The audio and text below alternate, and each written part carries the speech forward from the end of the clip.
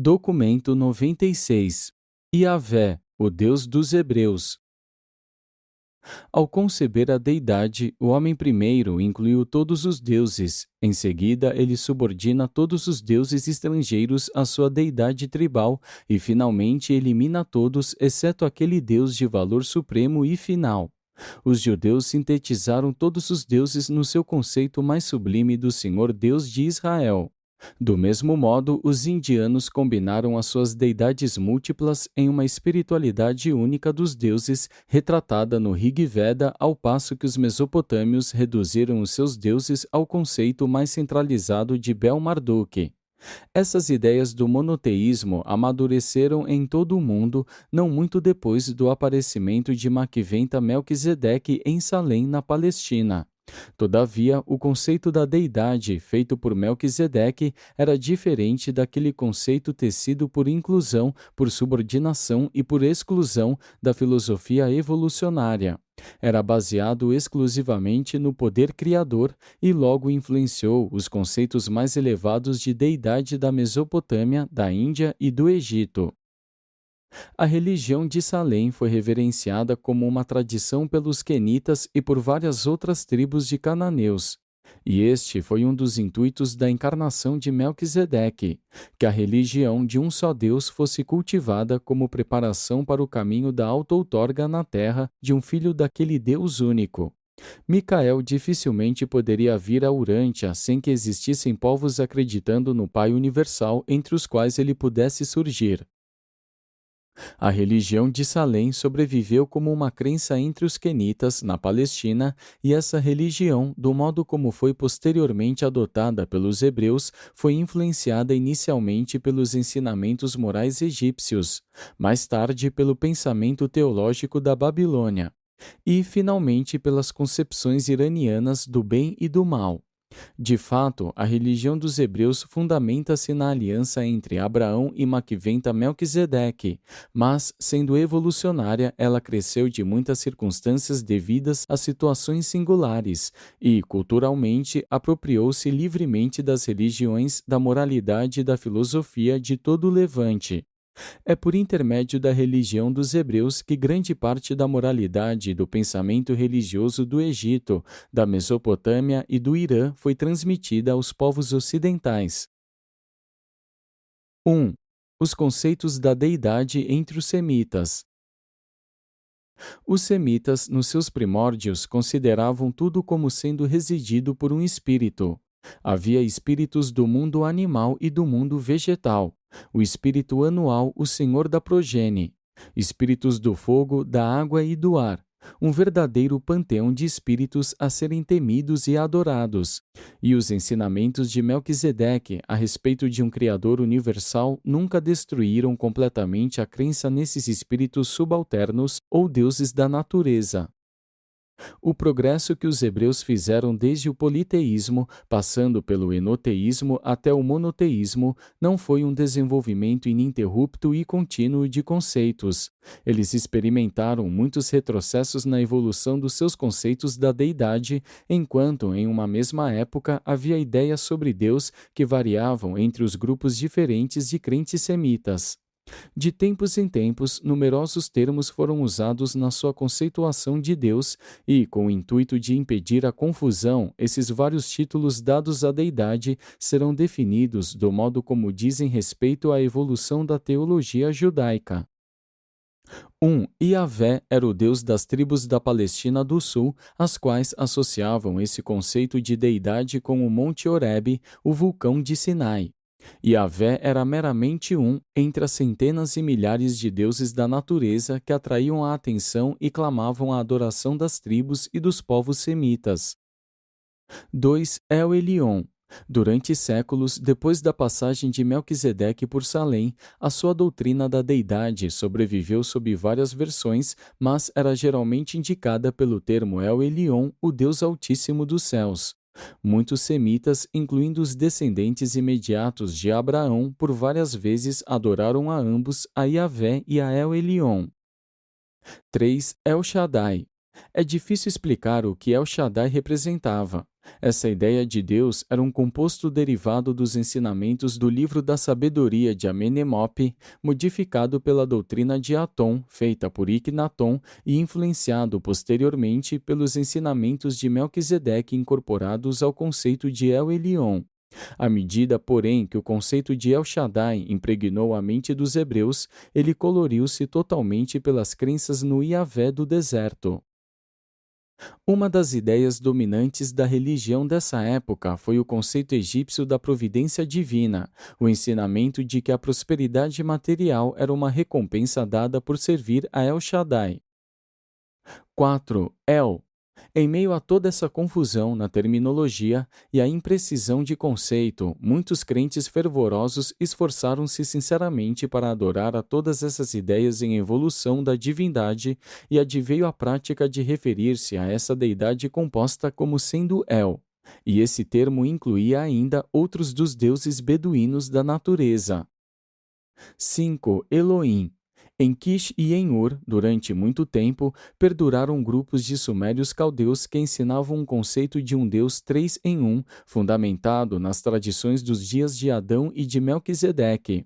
Essa doutrina foi levada para o Egito, onde essa trindade foi adorada sob o nome de Elohim, ou no singular como Eloá. Os círculos filosóficos do Egito e mais tarde dos professores alexandrinos de extração hebraica ensinaram essa unidade de deuses pluralísticos. E muitos dos conselheiros de Moisés na época do Êxodo acreditavam nessa trindade. Contudo, o conceito de Elohim trinitário só tornou-se realmente parte da teologia dos hebreus depois que eles passaram para a influência política dos babilônios. 6. Vários nomes. Os semitas não gostavam de falar o nome da sua deidade e, por isso, eles recorriam a numerosos nomes que variavam de tempos em tempos, tais como o Espírito de Deus, o Senhor, o Anjo do Senhor, o Todo-Poderoso, o Santo, o Mais Alto, Adonai, o Ancião dos Dias, o Senhor Deus de Israel, o Criador do céu e da terra, Quírios, Já, o Senhor das hostes e o Pai do céu. Jeová é um termo que, em épocas mais recentes, tem sido usado para designar o conceito finalmente evoluído e concluído de Yahvé, depois da longa experiência dos hebreus. Todavia, o nome Jeová não veio a ser usado senão depois de 1500 anos da época de Jesus. Até por volta do ano 2000 a.C., o Monte Sinai foi ativo intermitentemente como vulcão. As mais recentes erupções ocasionais ocorreram na época dos israelitas nessa região.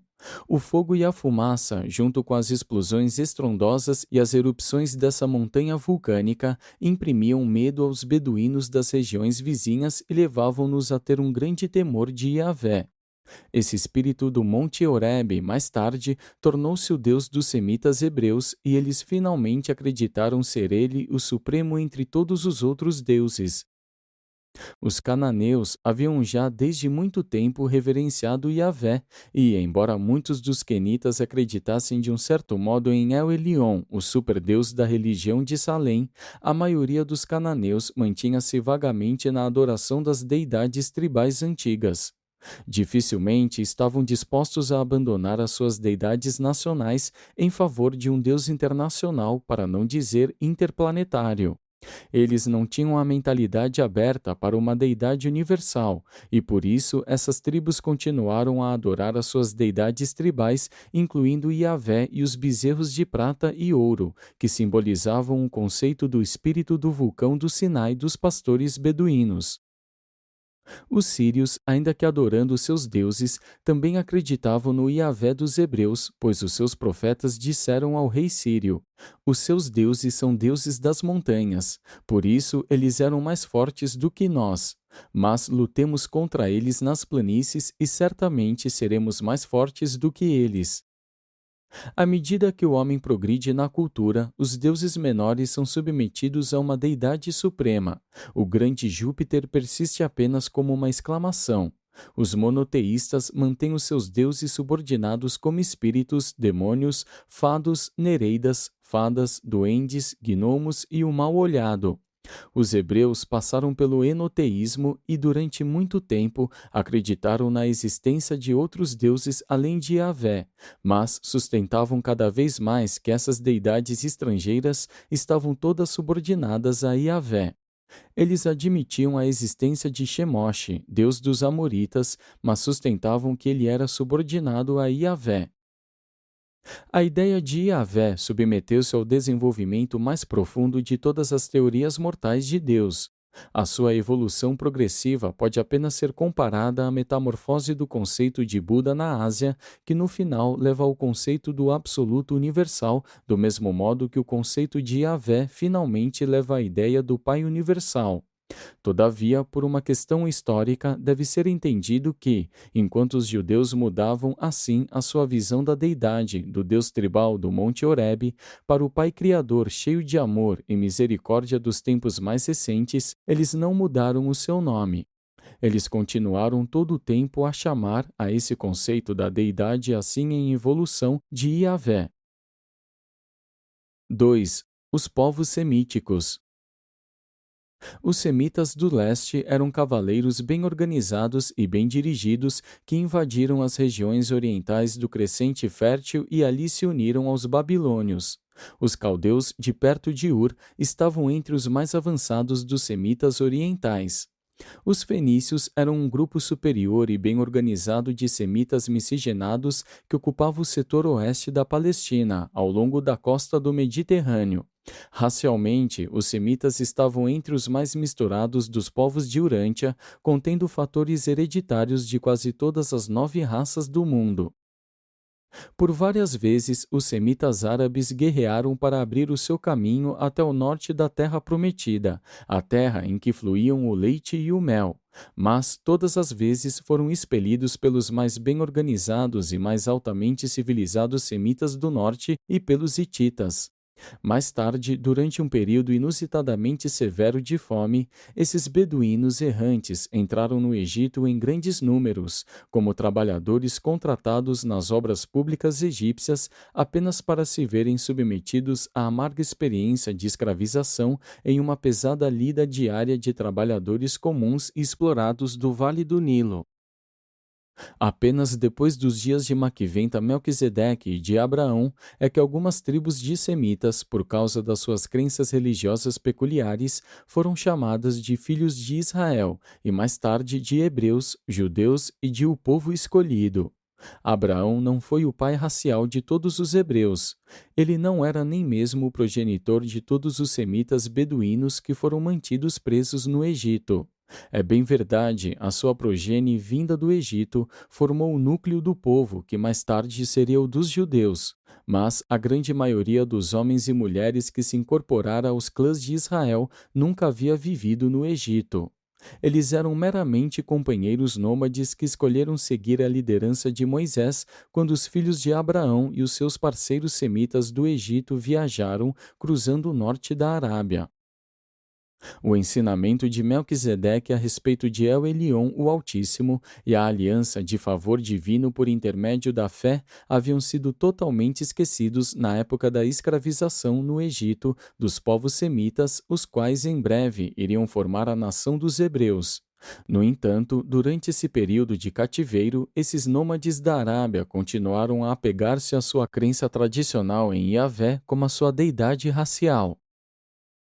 Yahvé era adorado por mais de 100 tribos árabes diferentes e, exceto pelo vestígio do conceito de El Elyon de Melquisedeque, que persistiu entre as classes mais educadas do Egito, incluindo as de sangue hebreu misturado e as egípcias, a religião da massa dos hebreus escravizados era uma versão modificada do velho ritual de Yahvé com magia e sacrifícios. 3. O incomparável Moisés. O alvorecer da evolução dos conceitos e dos ideais hebraicos de um Criador Supremo data da partida dos semitas do Egito com Moisés, o seu grande líder, instrutor e organizador.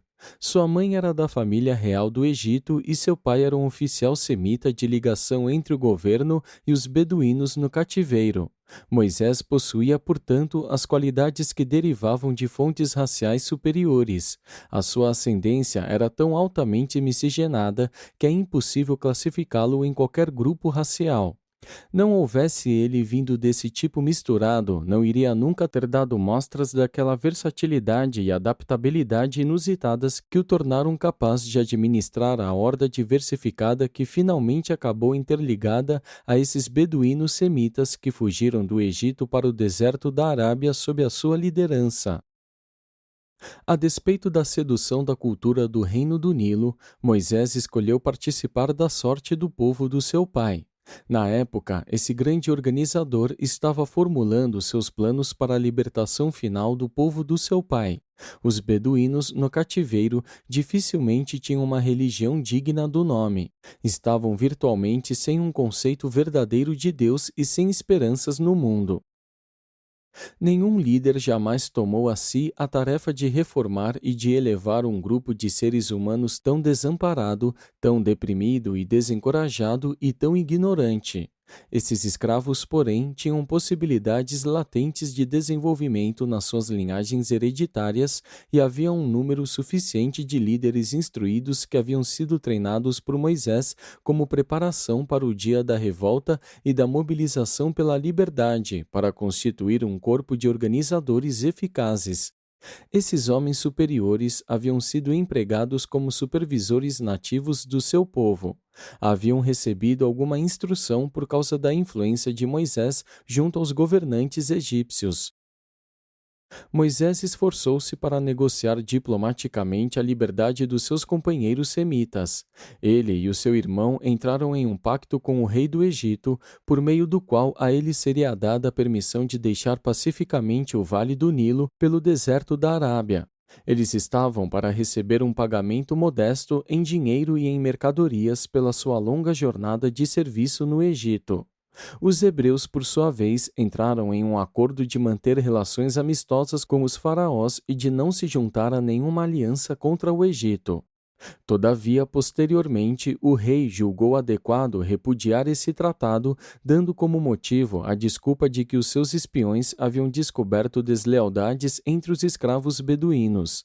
Assim, alegou que os judeus buscavam a liberdade com o propósito de ir para o deserto e de organizar os nômades contra o Egito. Moisés, entretanto, não se desencorajou, esperou a sua hora e, em menos de um ano, quando as forças militares egípcias estavam totalmente ocupadas em resistir aos assaltos simultâneos de um forte ímpeto líbio ao sul e de uma invasão naval grega ao norte, esse intrépido organizador conduziu seus compatriotas para fora do Egito em uma fuga noturna espetacular. Essa evasão para a liberdade foi cuidadosamente planejada e habilmente executada, e eles tiveram êxito não obstante houvessem sido calorosamente perseguidos pelo faraó e um pequeno corpo de egípcios que se dispersaram todos diante da defesa dos fugitivos, abandonando muitas pilhagens, as quais foram aumentadas ainda pelos saques que essas hordas de escravos fizeram ao escapar na marcha para o seu lar desértico ancestral. 4. A proclamação de Yahvé. A evolução e a elevação dos ensinamentos mosaicos têm influenciado quase metade de todo o mundo e ainda influenciam mesmo no século XX. Se bem que Moisés haja compreendido a filosofia religiosa mais avançada dos egípcios, os escravos beduínos pouco sabiam sobre tais ensinamentos, mas eles nunca haviam esquecido totalmente o Deus do Monte Horebe, a quem os seus ancestrais denominavam Yahvé. Moisés ouvira falar sobre os ensinamentos de Maquiventa Melquisedeque, tanto do seu pai quanto da sua mãe, sendo que a comunhão de crença religiosa entre eles havia sido a explicação para uma união tão inusitada entre uma mulher de sangue real e um homem cuja raça estava no cativeiro. O sogro de Moisés era um quenita adorador de El Elyon, mas os pais do emancipador eram crentes de El Shaddai. Moisés foi, assim, educado como um El Shadaísta. Mediante a influência do seu sogro, tornou-se um el-elionista e, na época do acampamento hebreu no Monte Sinai, depois da retirada do Egito, formulou um conceito novo e ampliado da deidade, derivado de todas as suas crenças anteriores, que ele sabiamente decidira proclamar ao seu povo como sendo um conceito expandido do seu velho Deus tribal Yahvé. Moisés havia se esforçado para ensinar a esses beduínos a ideia de El Elyon, mas antes de deixar o Egito, ele estava convencido de que nunca iriam compreender totalmente essa doutrina. E assim, deliberadamente, ele assumiu o compromisso de adotar o Deus tribal do deserto como o único Deus dos seus seguidores. Moisés não ensinou especificamente que outros povos e nações não poderiam ter outros deuses, mas sustentou absolutamente que Yahvé estava sobre todos e acima de todos, especialmente para os hebreus. Contudo, ele sempre viveu importunado pela situação desajeitada de tentar apresentar a sua ideia nova e mais elevada da deidade a esses escravos ignorantes, sob o disfarce do antigo termo Yahvé, que havia sido sempre simbolizado pelo bezerro de ouro das tribos beduínas. O fato de que Yahvé fosse o Deus dos hebreus em fuga explica por que eles permaneceram tanto tempo diante da montanha sagrada do Sinai e porque ali eles receberam os 10 mandamentos que Moisés promulgou em nome de Yahvé, o Deus do Horebe. Durante essa longa permanência diante do Sinai, os cerimoniais religiosos dessa adoração dos hebreus, de evolução tão recente, ficaram ainda mais aperfeiçoados. Não parece que Moisés chegaria a ter êxito no estabelecimento do seu cerimonial, de um certo modo avançado, de adoração, nem em manter o grupo dos seus seguidores intacto por um quarto de século, não fora pela erupção violenta do Horebe durante a terceira semana da permanência deles em adoração na sua base. A montanha de Yahvé foi consumida em fogo, a fumaça subiu como se fosse de um forno e toda a montanha tremeu muito. Em vista desse cataclismo, não é surpreendente que Moisés pudesse ter imprimido aos seus irmãos o ensinamento de que o Deus deles era poderoso e terrível, um fogo devorador, temível e todo-poderoso. Moisés proclamou que Yahvé era o Senhor Deus de Israel, que havia escolhido os hebreus como seu povo escolhido. Ele estava construindo uma nova nação e, sabiamente, nacionalizava os seus ensinamentos religiosos, dizendo aos seus seguidores que Yahvé era um duro mestre de obras, um Deus ciumento. No entanto, ele procurou ampliar o seu conceito da divindade quando lhes ensinou que Yahvé era o Deus dos espíritos de toda a carne, e quando disse: "O Deus eterno é o vosso refúgio e ele tem os seus braços eternos por debaixo de vós." Moisés ensinou que Yahvé era um Deus que manteria a sua aliança, que ele não vos abandonará, nem vos destruirá, nem esquecerá a aliança dos vossos pais, porque o Senhor vos ama e não esquecerá o juramento que fez aos vossos pais. Moisés fez um esforço heróico para elevar Yahvé à dignidade de uma deidade suprema quando o apresentou como o Deus da verdade e sem iniquidade, justo e reto em todos os seus caminhos. Entretanto, apesar desse ensinamento elevado, o entendimento limitado dos seus seguidores fez com que fosse necessário falar de Deus como sendo uma imagem do homem, como estando sujeito a ataques de cólera, de ira e severidade, e que fosse até mesmo vingativo e facilmente influenciável pela conduta do homem. Sob os ensinamentos de Moisés, esse Deus de natureza tribal, Yahvé, tornou-se o Senhor Deus de Israel, que o seguiu no deserto e até mesmo no exílio, onde ele de fato foi concebido como Deus de todos os povos. O cativeiro posterior, que escravizou os judeus na Babilônia, finalmente liberou o conceito em evolução de Yahvé para que assumisse o papel monoteísta do Deus de todas as nações. O aspecto mais singular e espantoso da história religiosa dos hebreus diz respeito a essa contínua evolução do conceito da deidade, desde o Deus primitivo do Monte Horebe até os ensinamentos dos seus sucessivos líderes espirituais e ao alto nível de desenvolvimento descrito nas doutrinas sobre a deidade dos dois Isaías que proclamaram aquele conceito magnífico de um Pai Criador cheio de amor e de misericórdia. 5. Os ensinamentos de Moisés. Moisés foi uma combinação extraordinária de líder militar, de organizador social e de instrutor religioso. Ele foi o mais importante dos instrutores e líderes individuais mundiais entre a época de Maquiventa e a de Jesus. Moisés intentou introduzir muitas reformas em Israel, das quais não há nenhum registro. No tempo de uma vida, ele livrou a horda poliglota dos chamados hebreus da escravidão e da perambulação incivilizada, ao mesmo tempo em que lançou a fundação para o nascimento posterior de uma nação e a perpetuação de uma raça. Há pouca coisa registrada sobre o grande trabalho de Moisés, porque os hebreus não tinham nenhuma língua escrita na época do Êxodo.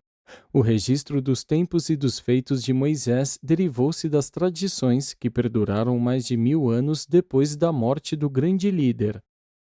Muitos dos avanços que Moisés realizou, indo além da religião dos egípcios e das tribos levantinas vizinhas, foram devidos às tradições dos quenitas do tempo de Melquisedeque. Sem o ensinamento de Maquiventa a Abraão e aos seus contemporâneos, os hebreus teriam saído do Egito em trevas desesperadoras. Moisés e seu sogro Jetro reuniram os resíduos das tradições dos dias de Melquisedeque e tais ensinamentos, junto com a ciência dos egípcios, guiaram Moisés na criação da religião aperfeiçoada e dos rituais dos israelitas. Moisés foi um organizador. Ele selecionou o melhor da religião e dos costumes do Egito e da Palestina e, associando essas práticas às tradições dos ensinamentos de Melquisedeque, organizou o sistema cerimonial hebreu de adoração. Moisés era um crente da providência. Ele havia se deixado influenciar profundamente pelas doutrinas do Egito a respeito do controle sobrenatural do Nilo e de outros elementos da natureza. Tinha uma grande visão de Deus e foi profundamente sincero quando ensinou aos hebreus que, se obedecerem a Deus, Ele vos amará, vos abençoará e vos multiplicará. Ele multiplicará os frutos do vosso ventre e o fruto da vossa terra, o milho, a uva, o azeite e os vossos rebanhos. Vós sereis enriquecidos acima de todos os povos, e o Senhor vosso Deus tirará de vós todas as doenças e não imporá nenhuma das moléstias malignas do Egito sobre vós. Ele mesmo disse: Lembrai-vos do Senhor vosso Deus, pois é Ele quem vos dá o poder de obter as riquezas. Vós emprestareis a muitas nações, mas não tomareis nada emprestado. Vós reinareis sobre muitas nações, mas elas não reinarão sobre vós. No entanto, foi realmente uma pena observar a grande mente de Moisés tentando adaptar o seu conceito sublime de El Elyon, o Altíssimo, para que a compreensão dos ignorantes e iletrados hebreus o alcançasse. Aos seus líderes reunidos, ele dizia com a sua voz tonitruante: O Senhor vosso Deus é o único Deus, não há outro além dele. Enquanto que, a multidão misturada, ele declarava: Quem é como o vosso Deus entre todos os deuses? Moisés voltou-se contra os fetiches e a idolatria, fazendo uma brava frente contra eles e conseguiu um sucesso parcial, declarando: Vós não vistes nenhuma figura no dia em que o vosso Deus nos falou em Horebe, do meio do fogo. Ele também proibiu que se fizessem imagens de qualquer espécie. Moisés temia proclamar a misericórdia de Yahvé, preferindo assustar o seu povo com o temor da justiça de Deus, dizendo: O Senhor vosso Deus é o Deus dos deuses e o Senhor dos senhores, um grande Deus, um Deus poderoso e terrível que não faz acepção de pessoas. E, novamente, ele procurou controlar os clãs turbulentos ao declarar que o vosso Deus mata quando desobedeceis. Ele vos cura e vos dá a vida quando o obedeceis. Todavia, Moisés ensinou a essas tribos que eles se transformariam no povo escolhido de Deus apenas sob a condição de que guardassem todos os seus mandamentos e obedecessem a todos os seus estatutos. Da misericórdia de Deus, pouquíssimo foi ensinado aos hebreus durante esses tempos primitivos. Eles aprenderam que Deus era o Todo-Poderoso. O Senhor é um guerreiro, o Deus das batalhas, glorioso em poder, que reduz os seus inimigos a pedaços. O Senhor vosso Deus caminha em meio ao vosso acampamento para libertar-vos. Os israelitas imaginavam o seu Deus como um Deus que os amava, mas que também havia endurecido o coração do Faraó e amaldiçoado seus inimigos. Conquanto Moisés apresentasse visões fugazes de uma deidade universal e beneficente aos filhos de Israel, no todo, o conceito cotidiano de Yahvé para eles era o de um Deus apenas um pouco melhor do que os deuses tribais dos povos vizinhos. O conceito que tinham de Deus era primitivo, rudimentar e antropomórfico. Quando Moisés morreu, essas tribos de beduínos voltaram rapidamente às ideias semibárbaras dos velhos deuses do Horebe e do deserto. A visão ampliada e mais sublime de Deus que Moisés apresentava, de quando em quando, aos seus líderes, foi logo perdida de vista, pois a maioria do povo voltou-se para a adoração do seu fetiche de bezerros dourados, o símbolo de Yahvé para um pastor palestino. Quando Moisés entregou o comando dos hebreus a Josué, ele já havia reunido milhares de descendentes colaterais de Abraão, Naor, Lot e outros das tribos aparentadas, e, à força, já as havia disciplinado em uma nação de guerreiros pastoris que se autossustentava e parcialmente se autorregulamentava. 6. O conceito de Deus depois da morte de Moisés. Com a morte de Moisés, o seu conceito grandioso de Yahvé rapidamente deteriorou-se. Josué e os líderes de Israel continuaram a abrigar as tradições mosaicas do Deus absolutamente sábio, beneficente e todo-poderoso. Mas o povo comum voltou rapidamente para as ideias antigas do Yahvé do deserto. E essa volta para trás no conceito da deidade continuou a crescer sob o governo sucessivo de vários sheiks tribais, os chamados juízes.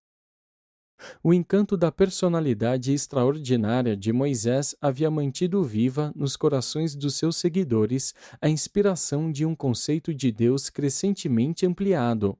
Uma vez, porém, que eles alcançaram as terras férteis da Palestina, eles evoluíram rapidamente, passando de pastores nômades a agricultores estabelecidos e bastante sossegados. E essa evolução na prática da vida e essa mudança de ponto de vista religioso demandaram uma quase completa mudança no caráter da sua concepção sobre a natureza do seu Deus Yahvé. Durante os tempos do início da transmutação do austero, rudimentar, exigente e tonitruante Deus do deserto e do Sinai, naquele conceito que surgiu mais tarde de um Deus de amor, de justiça e de misericórdia, os hebreus quase perderam de vista os ensinamentos elevados de Moisés. Eles chegaram bem perto de separar-se por inteiro do conceito do monoteísmo. Quase perderam a oportunidade de tornar-se o povo que serviria de elo vital na evolução espiritual de Urântia, de ser o grupo que conservaria os ensinamentos de Melquisedeque, de um único Deus, até os tempos da encarnação outorgada de um filho daquele Pai de todos. Desesperadamente, Josué procurou manter o conceito de um Yahvé supremo nas mentes dos homens das tribos, fazendo com que fosse proclamado: do mesmo modo que estive com Moisés, também estarei convosco. Não vos faltarei, nem vos abandonarei. Josué julgou necessário pregar com uma palavra rigorosa ao seu povo que desacreditava, um povo que estava muito desejoso de acreditar na sua velha religião nativa e que não estava disposto a ir adiante na religião da fé e da retidão. A ênfase do ensinamento de Josué passou a ser: Yahvé é um Deus santo, e é um Deus ciumento. Ele não perdoará as vossas transgressões nem os vossos pecados. O conceito mais elevado dessa época pintava Yahvé como um Deus de poder, de julgamento e justiça. Mesmo, porém, nessa idade obscura, de quando em quando, um instrutor solitário surgia, proclamando o conceito mosaico da divindade. Vós, filhos do mal, não podeis servir ao Senhor, pois ele é um Deus santo. Pode o homem mortal ser mais justo do que Deus? Pode um homem ser mais puro do que aquele que o fez? Podeis achar Deus se o buscardes. Podereis descobrir o Todo-Poderoso na sua perfeição? Olhai, Deus é grande, e nós não o conhecemos. Tocando o Todo-Poderoso, nós não podemos encontrá-lo. 7. Os Salmos e o livro de Jó. Sob a liderança dos seus sheiques e sacerdotes, os hebreus tornaram-se estabelecidos na Palestina de um modo vago. Todavia, logo se voltaram para as crenças pouco iluminadas do deserto, sendo contaminados pelas práticas menos avançadas dos cananeus. Transformaram-se em idólatras licenciosos e a sua ideia da deidade caiu até muito abaixo dos conceitos egípcio e mesopotâmico de Deus, os quais estavam sendo respeitados por certos grupos sobreviventes de Salém e que estão registrados em alguns dos salmos e no chamado livro de Jó. Os salmos são o trabalho de cerca de 20 autores ou mais. Muitos foram escritos por instrutores egípcios e mesopotâmios. Durante esses tempos, enquanto o Levante adorava os deuses da natureza, havia ainda um bom número de pessoas que acreditavam na supremacia de El Elyon, o Altíssimo. Nenhuma coleção de escritos religiosos exprime uma tal riqueza de devoção e de ideias inspiradoras sobre Deus como faz o livro dos Salmos. E seria muito útil se, ao examinar essa maravilhosa coleção de literatura para adoração, fossem levadas em consideração a fonte e a cronologia de cada hino de louvor e adoração em separado, tendo-se em mente que nenhuma única coleção cobre períodos de tempo tão longos e diversos. Esse livro dos Salmos é o memorial dos vários conceitos de Deus nutridos pelos crentes da religião de Salém em todo o Levante e abrange todo um grande período, desde Amenemope até Isaías. Nos Salmos, Deus é descrito em todas as fases da sua concepção, da ideia rudimentar de uma deidade tribal ao ideal grandemente expandido dos hebreus de um momento posterior, em que Yahvé é retratado como um governante amoroso e um misericordioso pai. E esse conjunto de salmos, quando assim considerado, constitui a mais valiosa e útil coleta de sentimentos devocionais que jamais foi reunida pelo homem até os tempos do século XX. O espírito adorador dessa coleção de hinos transcende ao de todos os outros livros sagrados do mundo. O retrato variegado da deidade apresentada no livro de Jó foi o produto de mais de 20 instrutores religiosos da Mesopotâmia, cujo trabalho perdurou ainda por um período de quase 300 anos. E, quando vós tiverdes acesso ao conceito sublime da divindade, como é encontrado nessa compilação da crença da Mesopotâmia, reconhecereis que na vizinhança de Ur, na Caldeia, é que a ideia de um Deus real foi mais bem preservada durante os dias de obscuridade na Palestina. Na Palestina, a sabedoria e a onipresença de Deus eram quase sempre compreendidas, mas o seu amor e a sua misericórdia raramente o foram. O Yahvé daqueles tempos envia espíritos maus para dominar as almas dos seus inimigos. Faz prosperar seus próprios filhos obedientes, enquanto maldiz todos os outros e lhes lança o seu julgamento. Ele frustra os desígnios dos perversos e prende os sábios nos seus próprios enganos. Somente em Ur uma voz se levantou em um brado de defesa da misericórdia de Deus, dizendo: aquele que orar a Deus receberá o favorecimento dele, e em júbilo verá a sua face, pois Deus dará ao homem a dádiva da divina retidão. Assim é que, de Ur, é pregada a salvação, o favorecimento divino pela fé. Ele é cheio de graças para com o arrependido, dizendo-lhe: livrai-o de descer ao fundo do precipício, pois lhe encontrei um resgate. Se alguém diz: eu pequei e perverti aquilo que era o direito, e isso não me foi de nenhum proveito, Deus libertará a sua alma de ir para o fundo e ele verá a luz. Desde os tempos de Melquisedeque, que o mundo do Levante não escutava uma mensagem tão ressonante e encorajadora de salvação humana como esse ensinamento extraordinário de Eliú, o profeta de Ur e sacerdote dos crentes de Salém. Isto é, o remanescente daquela que foi a colônia de Melquisedeque na Mesopotâmia. E assim, pois, os remanescentes dos missionários de Salém, na Mesopotâmia, conservaram a luz da verdade durante o período de desorganização dos povos hebreus até o aparecimento do primeiro daquela longa linhagem de instrutores de Israel. Instrutores que nunca pararam na sua elaboração, conceito após conceito, até que houvessem chegado à realização do ideal sobre o Pai Universal e Criador de todos, o apogeu da evolução do conceito de Yahvé, apresentado por um Melquisedeque de Nebadon. Dom, Dom, Dom.